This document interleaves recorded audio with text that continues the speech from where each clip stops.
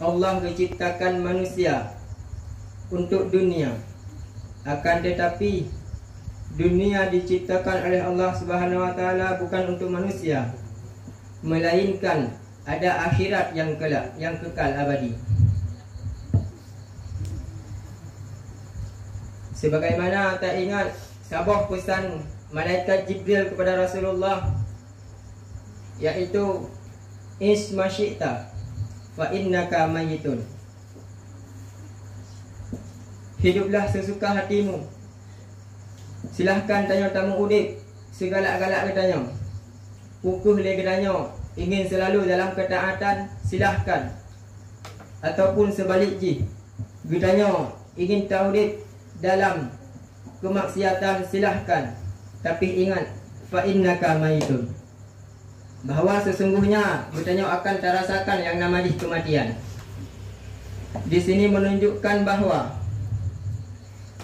titik kuku mantang yang katanya kubut, titik mantang kuta yang talukan dino di dalam dunia, maka pada akhir jih katanya akan terasakan yang namanya kematian.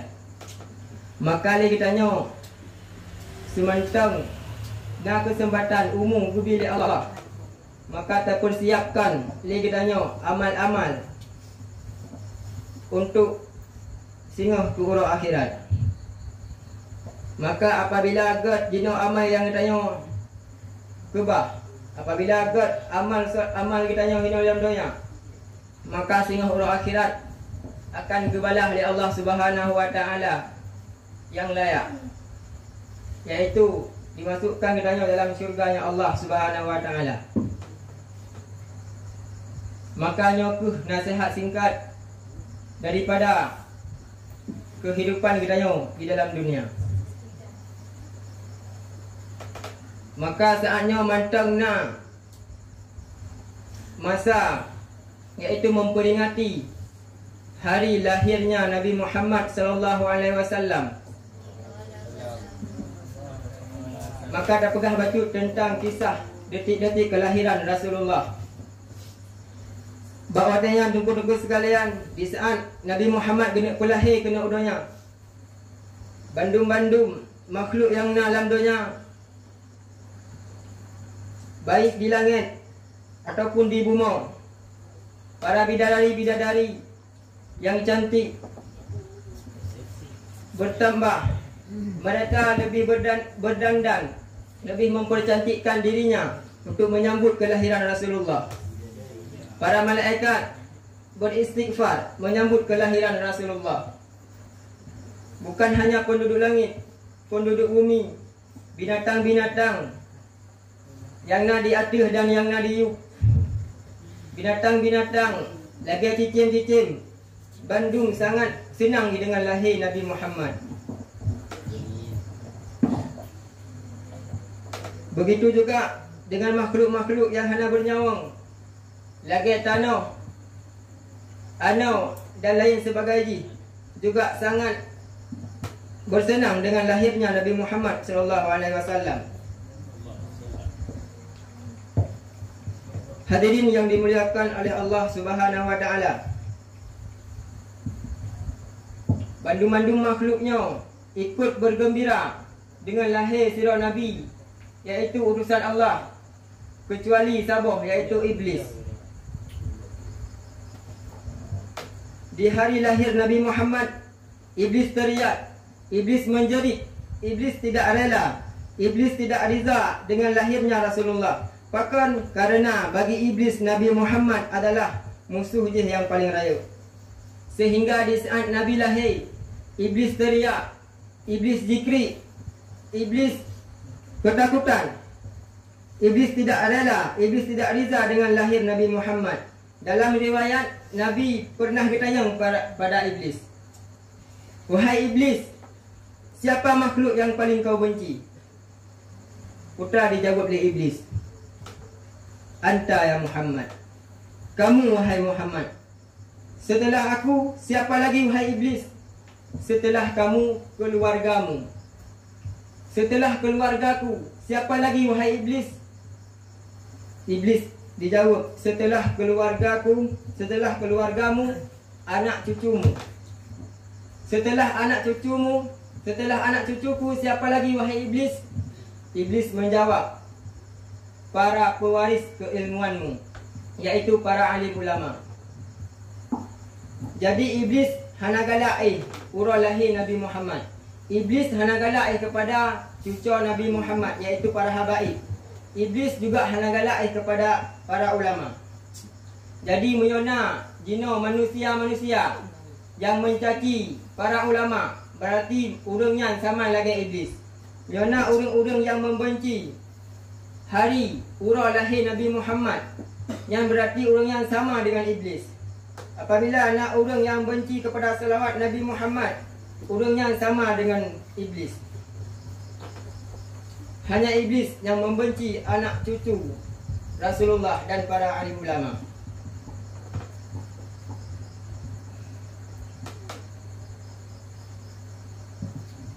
Maka takalan lejino bidanya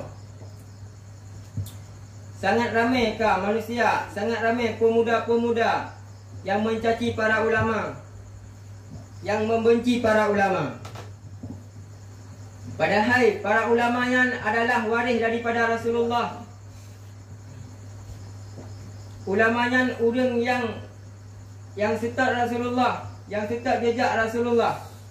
Maka apabila kita dalam dunianya, di saat udah dalam dunianya, kita hana tercintai para alim ulama, maka sehingga huruf akhirat kita hana menumpak dengan Nabi. Jino takalan ledra-kedra tu. So yang kita ikuti, pukuh para alim ulama atau sebaliknya. Jino takalan dalam berpakaian gedra tu, berpakaian sehari-hari, yang agam pun bertanya tasuk seluar puntung. Apabila dia tasuk seluar puntung, tanya kata bertasyabuh kepada ulama, maka sehingga hana melumpak dengan Nabi. Menancit uring inang, yang suk seluar ketat, yang hana tuk aurat. Ni alam doyanya katanya hana tajak melumpak para dengan ulama yang lagian berpakaian katanya. Maka yakinlah sehingga huruf akhirat bitanya handa tajat melumpak dengan Nabi Muhammad. Nabi berpegang, mereka adalah keluargaku, anak cucuku, mereka adalah para pewaris keilmuanku. Maka celaka orang-orang yang mendustakan keutamaan mereka. Barang siapa yang mencintai mereka, Allah cinta kepadanya. Dan siapa yang membenci mereka, Allah benci kepadanya. Lagi ada pernah guna pukul katanya orang yang benci kepada ulama, ataupun tanya orang-orang yang sayang kepada ulama. Bahkan Rasulullah sallallahu alaihi wasallam bersabda, "Man abghana ahlul bait hasyahullahu yaumul qiyamah yahudiyan ila insama wa salla ya Rasulullah qala insama wa salla." Berpegang oleh Nabi, barang siapa yang membenci keluargaku, barang siapa yang membenci anak cucuku, kelak di hari akhirat Allah bangkitkan dia menjadi golongan Yahudi. Sahabat bertanya, insama wa salla ya Rasulullah, walaupun mereka berpuasa ya Rasulullah, walaupun mereka solat ya Rasulullah, qala insama wa salla, walaupun mereka berpuasa, walaupun mereka solat. Kalau mereka mati dalam keadaan membenci anak cucuku, kelak di akhirat Allah Subhanahu wa taala akan dikumpulkan dia bersama orang-orang Yahudi.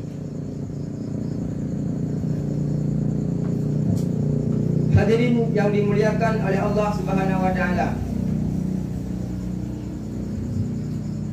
Allah juga memuliakan malam lahir Nabi Muhammad. Bahkan apabila anak orang yang meninggal dalam keadaan kafir, akan tetapi karena bergembira dengan lahir Nabi Muhammad, Allah ringankan azabnya. Sebagaimana dalam sebuah cerita ketika Sayyidina Abbas bin Abdul Muttalib gemelempa bak sabah urau. Sayyidina Abbas adalah saudara kandung daripada Abu Lahab. Bak sabah urau Sayyidina Abbas gemelempa bertemu dengan Abu Lahab. Bawatannya dalam mimpi Sayyidina Abbas, Abu Lahab tengah bersiksa oleh Allah Subhanahu wa taala. Akan tetapi di setiap hari Senin, azab dan siksa Abu Lahab diringankan oleh Allah. Malah dijadikan sebaliknya, iaitu lebih nikmat kepada Abu Lahab tiap-tiap malam Senin. Ba'dara Abu Lahab ditibid'i, dan ia tersebut gejib dari Abu Lahab, sehingga dia gejib dari ia tersebut untuk meringankan, untuk dia ke rasa haus, dia ke pupulih gerah dari Abu Lahab. Maka Sayyidina Abbas bertanya, wahai Abu Lahab, bahkan setiap urus Senin Allah ringankan azabmu kan bak orang-orang yang lain. Namun Abu Lahab pun dijawab, karena lun pernah bergembira di saat lahir Nabi Muhammad. Bak sabah orang lun nak memiliki sabah budak yang bernama Suwaibah. Lun pegah bak Suwaibah, wahai Suwaibah, apabila Aminah kena melahirkan, maka sampaikan kabar tersebut kepada Lung. Tapi hai bak Lung, di saat Aminah mau melahirkan, bawatannya singkat cerita, Aminah pun melahirkan sirah manusia yang mulia. Di saat kau melahirkan, Suwaibah pun bijak kepada Abu Lahab, wahai Tuan Long, Aminah kau melahirkan. Bertanya oleh Abu Lahab, manusia itu laki-laki atau perempuan? Apabila perempuan, bunuhlah dia. Maka berpegang oleh Suwaibah, bayinya adalah agam. Maka waktu kedengarnya, Abu Lahab cukup tak senang tu, berpegang bak Suwaibah, wahai Suwaibah, pada hari ini Lungku merdeka kata daripada budak, dengan sebab kata tak sampaikan kabar gembira kepada Lung, iaitu dengan lahirnya Nabi Muhammad sallallahu alaihi wasallam. Maka dengan sebabnya ke Abu Lahab senang di saat lahir Nabi, maka geringankan azab Abu Lahab. Maka akibat ke lagi tanya, seumur masa lagi tanya, sabar-sabar dalam memperingati hari lahir Nabi Muhammad, senang tu dengan lahir Nabi Muhammad. Maka pantas cik lagi tanya, gebi nikmat, pantaslah lagi tanya, pantas cik lagi tanya mendapatkan rahmat dari Allah Subhanahu wa taala. Oleh karenanya kita bersyukur, kita bergembira dengan lahirnya Nabi Muhammad. Ini adalah sesuatu yang mulia. Akan tetapi lihat urung-urung yang pegah bahawa maulidnya adalah sesuatu yang bid'ah. Maulidnya adalah sesuatu kesyirikan. Ia adalah salah hukum bagi orangnya. Akan tetapi apabila katanya takalan intisari yang dalam peringatan maulid Nabi Muhammad, ia adalah sesuatu yang mulia. Acara maulid katanya saling memberi makan. Nabi Muhammad semasa hidup juga beliau selalu makan bersama-sama. Begitu pula dengan Nabi Ibrahim, menjadi kekasih Allah dengan dua sebab, iaitu Nabi Ibrahim lebih memilih perintah Allah dan juga makan bersama-sama. Nabi Muhammad juga mengatakan, Abu Salam saling menyebarkan salam. Nabi Muhammad juga berkata, wa atimu ta'am, berilah makan. Nabi Muhammad juga berkata, wasilul arham, sambunglah tali persaudaraan.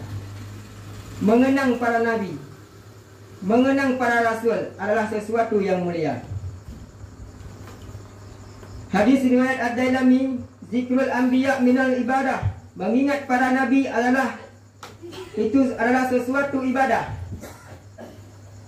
Tidaklah aku memuliakan nabi, tidaklah aku memuji nabi dengan syairku, tetapi syairku menjadi mulia karena telah memuliakan Nabi Muhammad.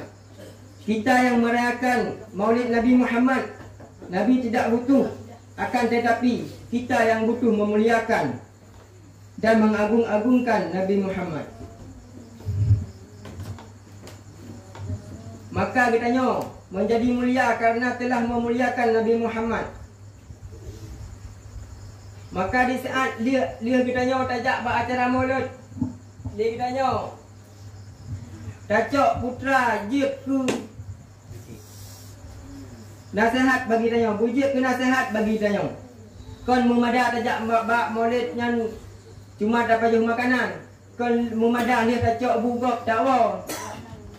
Di saat kita tajak buat maulid, kita tak ingat tentang perjuangan Rasulullah, tentang perjuangan Rasulullah yang kalian diperjuangkan untuk bertanya. Maka ini katanya di saat tajak buat maulidnya bujik tu pelajaran bagi kita untuk tak ingat perjuangan Rasulullah. Begitu juga orang yang kanduri maulid, kan memada alih tu kanduri kali aku. Tapi bujiklah sabar, tak ingat dengan lahir Nabi Muhammad. Bujik ke pelajaran bagi kita tak ingat kiban perjuangan Rasulullah di saat gaknyan keperjuangkan Islam kepada kita. Di saat kita tahu Pak Maulid bujiklah tajak iktibar dari pada Rasulullah. Maka lagi tanya, jangan engkau jauhkan dari akhlak Nabi Muhammad, daripada ajaran Nabi Muhammad, daripada sunnah-sunnah Nabi Muhammad. Hidupkan rumah tanggamu seperti rumah tangga Nabi Muhammad. Hidupkan negerimu sebagaimana negeri Nabi Muhammad. Hidupkan kotamu sebagaimana kota Nabi Muhammad. Hadirin yang dimuliakan oleh Allah Subhanahu wa taala, Rasulullah sangat cinta kepada umatnya. Bahkan kecintaan Nabi Muhammad lebih cinta kepada umat daripada cucu agaknya. Sabah cerita dulu, Pak Sabah Hurau. Nabi Muhammad dua buah cucu yang bernama Hasan dan Husain. Nabi sering bermain dengan cucu agaknya. Sayyidina Hasan dan Sayyidina Husain merupakan cucu Rasulullah, anak dari putri yaitu Sayyidina Fatimah Az-Zahra. Bak sabar orang,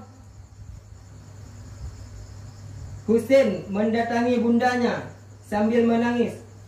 Geklik. Husain berpegah bak amak, mengadu, "Wahai bundaku, kakek lebih mencintai kakakku Hasan dibandingkan aku. Mengapa wahai?" Bertanya le Fatimah. "Cuma pakan wahai anu."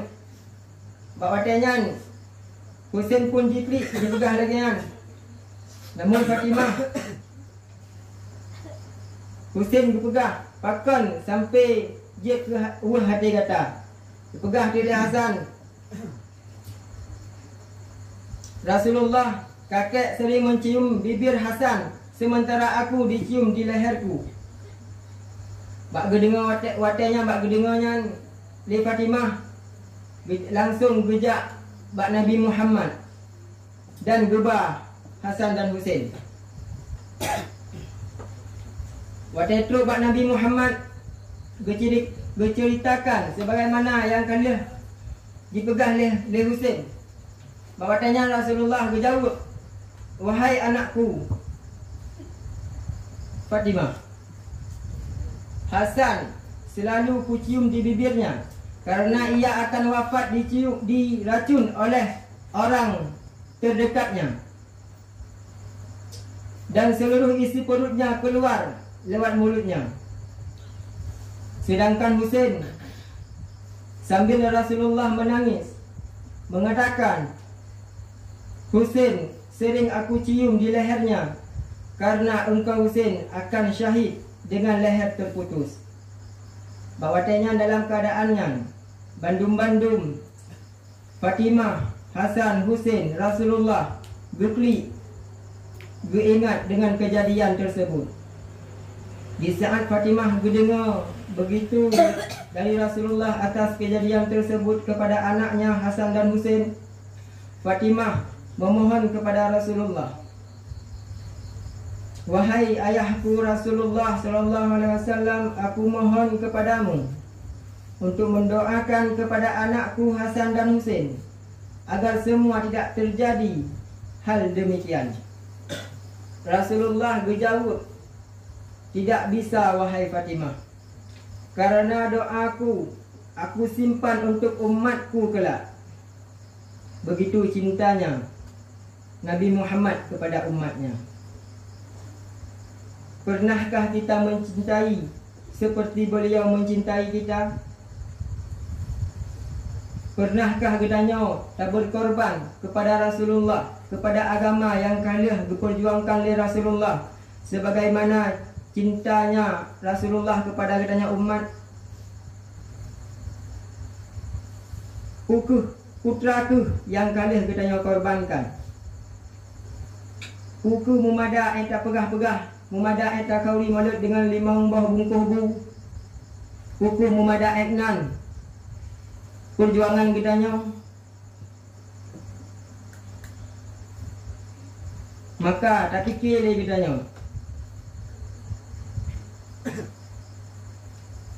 Rasulullah sudah bersusah payah memperjuangkan agama Islam untuk umat gapnyan, bahawa nak dituri toh Tuhan yang sesungguhnya. Baik tak semah patung-patung, baik tak semah putra-putra yang kon wajib tak semah berputeri Allah bak katanya Bandung.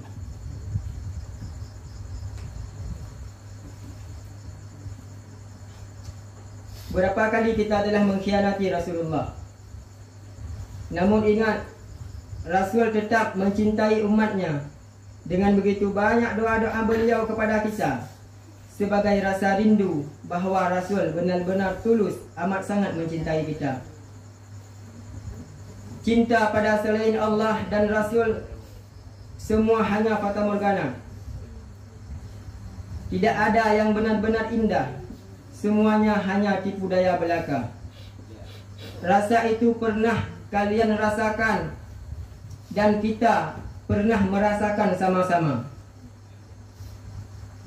Betapa cinta pada selain Allah dan Rasul pasti ada dilandasi rasa kecewa yang amat sangat.